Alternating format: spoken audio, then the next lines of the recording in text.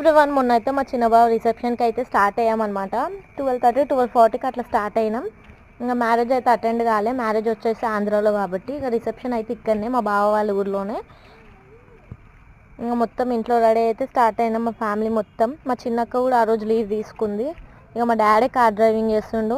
మీలో ఎంతమందికి వచ్చి కార్ డ్రైవింగ్ రాకపోతే 4-వీలర్లో జాయిన్ అయితే జల్దీ నేర్చుకోండి. ఇట్లా వెళ్ళినప్పుడు ట్రావెలింగ్ చేసేటప్పుడు అయితే మంచి యూస్ఫుల్గా ఉంటుంది.